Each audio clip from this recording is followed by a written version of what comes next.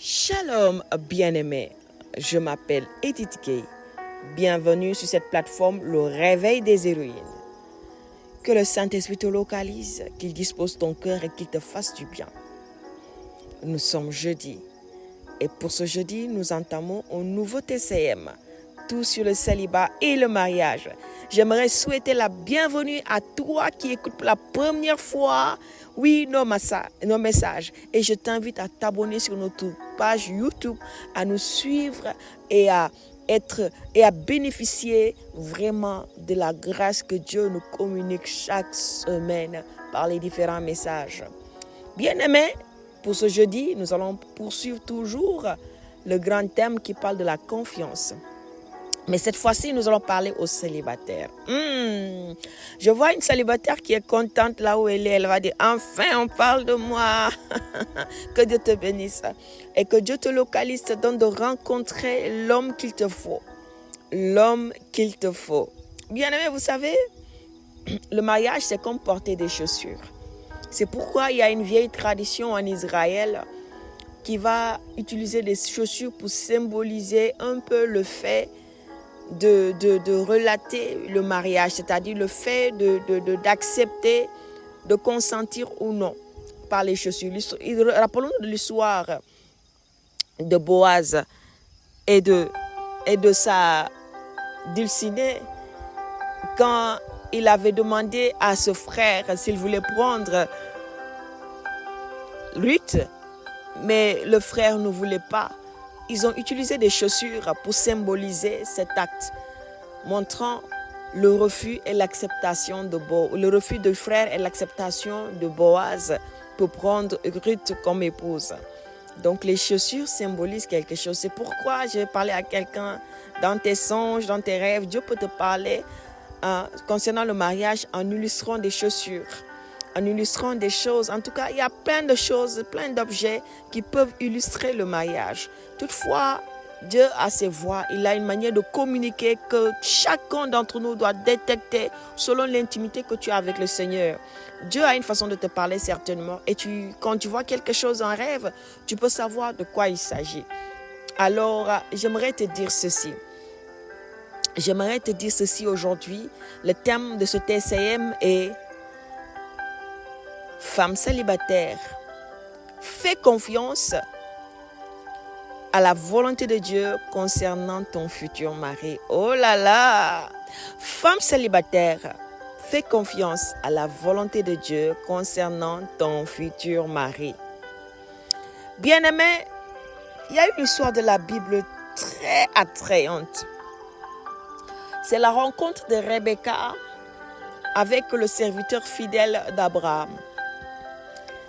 C'est la demande en mariage de Rebecca. Quand Dieu a orchestré cette rencontre, il s'est passé quelque chose d'extraordinaire. L'attitude de Rebecca était juste remarquable. Rebecca a accepté de se marier avec un homme qu'elle n'a jamais vu. Oh mon Dieu! Elle a accepté la demande en mariage d'un homme qu'elle n'a jamais vu. Elle ne sait pas à quoi il ressemble, elle ne connaît pas son caractère, elle ne connaît pas sa personnalité. Elle ne connaît rien de lui en fait. Elle a juste eu un témoignage. Mais quelque chose de divin s'est passé. Quelque chose s'est passé dans cette orchestration divine. La parole nous pousse dans Genèse 24. On va relater l'histoire où le serviteur d'Abraham va recevoir la bénédiction de son maître et fera confiance au Dieu de son maître, car il va l'implorer et va lui faire confiance. Abraham va lui dire que l'ange de l'Éternel marchera devant lui et que l'Éternel sera avec lui. Il a béni, il a béni ses pas. Voici que le serviteur commençait à marcher et arrivé au lieu destiné, il a encore supplié le Seigneur. Il a dit des paroles montrant à Dieu, si tu es réellement avec moi, permets que ceci se passe. Sinon, je serai dégagé de mon serment envers mon Seigneur. Voici que le Seigneur va l'exaucer parce qu'il avait déjà exaucé son fidèle Abraham. Et Rebecca va venir répondant à la prière du serviteur. Elle va faire à la lettre ce que le serviteur avait demandé à Dieu. Elle va faire à la lettre ce que le serviteur avait demandé à Dieu. Elle va accomplir chaque détail à la lettre. Et le serviteur était étonné de voir ce qui se passait devant ses yeux. Mais voici après, Rebecca aura la révélation qu'en réalité, cet homme est venu chercher épouse pour le fils de son Seigneur, de son maître Abraham, qui est Isaac. Et Rebecca, automatiquement, son cœur a été saisi. Son cœur a été saisi. Elle n'a jamais vu cet homme. Elle n'a jamais vu cet homme. Elle ne sait pas à quoi il ressemble. Elle ne sait pas qui il est. Elle ne sait pas si c'est un homme qui traite bien les femmes. Elle ne sait rien de tout cela. Mais elle a fait confiance à la voix qui parlait au fond d'elle à l'intérieur. Parce qu'elle a compris que tout ce qui se passait là ne pouvait être que la main de Dieu. Elle a discerné les circonstances selon la main de Dieu. Elle a discerné, elle a pu discerner que ce qui s'est passé là, ce n'est que Dieu qui peut le faire. Voici que elle va courir, parler va courir, dans la maison de sa mère pour parler, pour témoigner de ce qui s'est passé. Voici, j'ai rencontré un homme, voici ce qu'il m'a dit, voici ce qu'il m'a fait. Et l'homme va venir et le frère sera touché par le témoignage et va dire, ça, ce n'est que la main de Dieu. Qui sommes-nous pour dire autre chose? Nous ne pouvons parler ni en bien ni en mal parce que c'est le projet de Dieu, c'est le projet de l'Éternel. Alors il y a des plans de Dieu qui viennent juste manifester la réponse de ta prière. Tu as longtemps prié, tu as prié, mais il y a un moment qui arrive. Tu te dis, mais qu'est-ce qui se passe? J'ai comme l'impression que tout est mis en œuvre pour que j'accepte la main tendue par Dieu. Au fond de toi, tu es convaincu que c'est la main de Dieu. Au fond de toi, tu es convaincu que c'est Dieu qui te parle. Au fond de toi, tu es convaincu que cette histoire-là, c'est Dieu qui l'a orchestrée. Alors, tu n'as pas à douter de quoi que ce soit. Fais-lui juste confiance et fonce. Parce que tu as déjà prié pour ça. Tu continues de prier pour ça. La situation se présente, tu as la conviction. Ceci ne va pas t'empêcher encore de dire à Dieu, Seigneur, est-ce réellement toi? Et j'ai la ferme conviction que c'est toi. Si c'est toi, que ce sentiment demeure. Et si ce n'est pas toi, que ce sentiment s'éloigne de mon cœur. Enlève ce sentiment de mon cœur afin que j'en sois libéré, débarrassé. Voici que l'homme va entrer dans la maison de Rebecca et va faire le témoignage de ce qui s'est passé. De qui est devenu Abraham, de qui est devenu son fils Isaac, son seul héritier. Et le plan de Dieu pour leur vie. Et comment Abraham l'a envoyé, comment Dieu a béni ses pas et comment l'ange de l'Éternel a marché devant lui. Alors, ce témoignage ne peut pas te faire douter. Non, il y a des témoignages qui ne font pas douter. À moins qu'on soit incrédule ou qu'on n'aime pas la présence de Dieu. Donc, il y avait tout en œuvre pour que Rebecca accepte. Écoute bien ceci. Voici que le frère va dire et la mère vont demander une faveur à cet homme en disant au verset 55, le frère et la mère dirent que la jeune fille reste avec nous quelque temps, encore une dizaine de jours. Une dizaine de jours, ensuite tu partiras. Il leur répondit, ne me retardez pas, puisque l'Éternel a fait réussir mon voyage. Laissez-moi partir et que j'aille vers mon Seigneur. Alors ils répondirent, appelons la jeune fille et consultons-la. Ils appelèrent donc Rebecca et lui dirent, veux-tu aller avec cet homme? Elle répondit, j'irai. J'irai. Elle n'a même pas dit oui.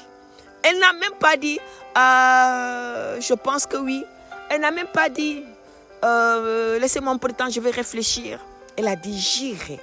Avec confiance, ferme conviction, j'irai. Bien-aimé, il y a des choses qui se passent dans ta vie. Quand tu as la conviction que celui-là est ton mari, tu sauras te tenir devant ton pasteur, devant ton leader spirituel. Tu sauras te tenir devant ta famille, devant tes parents et leur dire, c'est lui que Dieu a choisi pour moi. Les gens vont te dire, ah, prends le temps encore de prier un peu. Tu vas dire, je sais que c'est lui. Alors, où il ira, j'irai. Ça me rappelle quelque chose. Où il ira, j'irai. Où il sera, je serai. Alléluia. Alléluia. Où il ira, j'irai. Où il sera, je serai. Et je prie au nom de Jésus que toi qui es en train de prier pour que Dieu te donne un mari, que Dieu puisse orchestrer des situations afin que le jour que cela arrive, que tu aies la conviction que c'est lui-là ton mari. Que tu ne doutes point.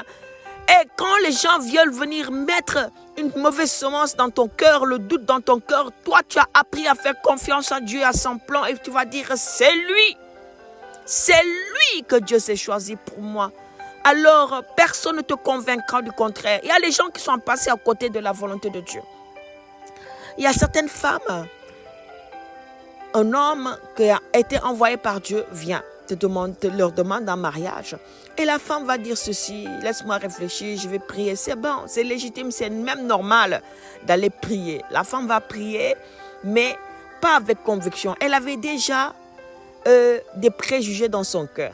Peut-être concernant l'apparence de la personne, peut-être concernant la situation financière de la personne, peut-être concernant l'appartenance familiale de la personne. Elle va se dire non, je ne veux pas un mari comme ça. Oh, je connais une femme qui a rejeté un homme qui avait les mêmes convictions religieuses qu'elle. Elle a rejeté parce que pourquoi? Elle disait que l'homme était vilain. Ce n'est pas en son goût. Elle préfère les hommes plus beaux. Et pourtant, il n'était pas beau, il n'était pas vilain, il était un charmant homme. Un homme respectueux, respectable, qui craignait Dieu et qui voulait l'épouser. Et qui était même financièrement bien établi. Mais elle a dit juste, ah, j'aime pas sa tête. J'aime pas sa tête. Je ne veux pas avoir des enfants qui ont sa tête. Oh, bien-aimé, écoute, cette femme a fini par sceller une alliance de mariage avec un homme étranger. Étranger au plan de Dieu, étranger au royaume de Dieu. Un homme qui ne connaît pas ses convictions religieuses et qui ne respecte pas ses religieuses. Et tiens-toi bien, les enfants qui viennent de ce mariage ne sont pas aussi belles qu'elles le pensaient. Ne sont pas aussi beaux qu'elles le pensaient. Filles comme garçons. Et tout enfant est beau. Mais on ne peut pas dire qu'elles sont des Miss Monde ou bien qu'ils sont les princes de ce monde. Ce sont des enfants normaux qui peut-être vont grandir et deviendront de très bels hommes, de très belles femmes. On ne sait jamais. Mais qu'est-ce qu'on attend en fait d'un homme? Quelqu'un va dire, je veux un homme qui a tel travail, je veux un homme qui est pasteur, je veux un homme qui n'a rien à voir avec les affaires de Dieu, je veux un homme qui est ceci, qui est beau, qui est grand, qui est galant, qui est romantique, qui a des muscles. Et ce sont des barrières qui vont faire que tes yeux seront fermés quand Dieu va t'envoyer l'homme qu'il faut. Voici, cette femme est passée à côté de la volonté de Dieu, tout simplement parce qu'elle se disait, celui-là, j'aime pas sa tête. Et en ce moment, elle regrette son choix. Elle regrette son choix parce que l'homme qu'il a épousé n'a aucun égard sur sa religion, sur sa foi.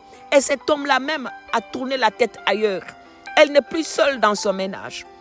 Parce qu'il est un homme à plusieurs femmes. Voilà le contrat qu'ils ont signé. Il est un homme à plusieurs femmes. Donc, il ne va pas se limiter seulement à elle. Vous voyez la souffrance, la honte et l'humiliation que cette femme est en train de subir. Tout simplement parce qu'elle a dit, je n'aime pas la tête de cette personne. Alors que Dieu a orchestré une situation pour qu'elle accepte cela. Aujourd'hui, nous vivons des situations pareilles.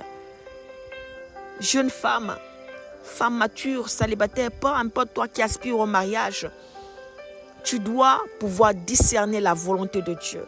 Et l'une des choses que tu dois faire pour que le jour où Dieu te visitera, le jour où Dieu mettra une situation sur place pour que tu reconnaisses ton mari et que tu l'acceptes et que tu t'attaches à lui, que tu fasses le pas qu'il faut faire prophétiquement, le signe qu'il faut faire, ou bien même que toi-même l'onction qui est sur ta vie puisse l'attirer, tu dois connaître ceci, un secret, et qui ne doit même pas être un secret.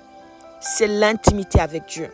Ton intimité avec Dieu va permettre que l'atmosphère spirituelle dans laquelle tu marches, qui t'entoure, va toujours permettre à ce que Dieu réalise son projet, son plan pour ta vie. Si tu ne pries pas, tu permets au diable de faire ce qu'il veut de ta vie. Tu te lèves le matin, tu n'as aucune intimité, aucune relation avec ton Dieu. Et tu pars comme ça au travail, tu pars comme ça à étudier, tu pars comme ça à faire tes choses, au marché, faire ce que tu as fait. Tu ne sais pas les personnes que tu rencontres, qui les envoie. Ce n'est pas toutes les personnes que tu rencontres que Dieu envoie vers toi. C'est pourquoi nous ouvrons des portes au diable, qu'il envoie des personnes, des agents des ténèbres, ou il y a des personnes qu'il lui-même a consacrées pour te détruire. Et tu rencontres cette personne qui n'est pas appelée pour ta destinée. Oh Yeshua, Mashiach. Cette personne qui n'est pas appelée à entrer dans ton couloir d'appel.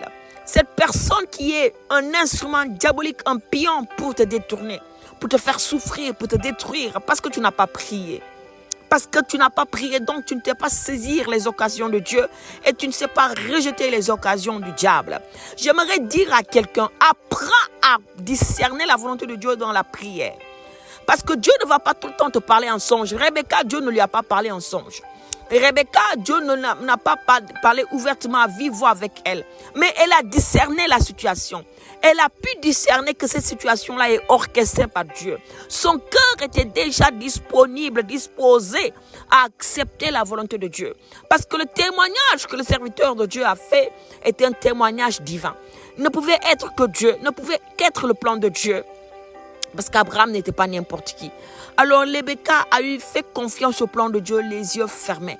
Elle a suivi le serviteur d'Abraham et jusqu'au bout, elle a pu rencontrer Isaac. La parole de Dieu va dire qu'elle était une consolation pour Isaac. Oh mon Dieu, Isaac était consolé de la douleur qu'il avait dans son cœur du fait qu'il a perdu tôt sa mère. Écoute, Rebecca était une consolation pour Isaac. Et Rebecca était cette mère que Dieu s'est choisie pour susciter à Israël des tribus. Israël, en prenant Jacob, il a fait de lui Israël. 12 tribus, Israël. Écoute ceci. Dieu veut faire quelque chose avec ta vie si et seulement si tu saisis les occasions divines et que tu rejettes les occasions que l'ennemi te propose. Et comment tu peux reconnaître les occasions divines si tu ne passes pas le temps avec ton Dieu? Si tu ne passes pas le temps en le consultant, comment tu peux reconnaître les occasions de Dieu si tu ne passes pas du temps dans sa présence? Si tu ne passes pas du temps avec lui, si tu ne le consultes pas, comment peux-tu reconnaître quand il te parle? Tu ne peux pas le faire. Mais si tu sais reconnaître quand il te parle, c'est certainement parce que tu passes du temps avec lui. La parole va nous le dire que les brebis savent reconnaître la voix du maître. Alors, la voix du maître n'est pas seulement une voix audible, c'est aussi des situations, c'est aussi des circonstances, c'est aussi des personnes qu'il envoie, c'est aussi des personnes qu'il utilise pour te parler. La voix du maître, c'est aussi les songes, c'est aussi la conviction de cœur, la voix du maître. Alors, si tu as su grandir dans l'intimité avec le maître, tu sauras discerner sa voix. Alors je prie pour toi qui es célibataire, qui aspire au mariage, qui est sans perdu, au nom de Jésus, que Dieu éloigne de toi tout projet diabolique, toute orchestration diabolique, et que Dieu te mette sur le chemin où il va orchestrer des situations pour que tu discernes qui est réellement l'homme avec qui tu dois te marier, et que tu sois dans la paix d'entrer dans ce mariage et que tu produises de grands fruits, d'excellents fruits en abondance au nom de Jésus. Amen. Bien-aimé, si ce message t'a touché, je vais t'inviter à le partager autour de toi afin de bénir une vie. Et je te donne rendez-vous demain pour 15 minutes avec le Saint-Esprit par la grâce de Dieu. D'ici là, shalom chez toi.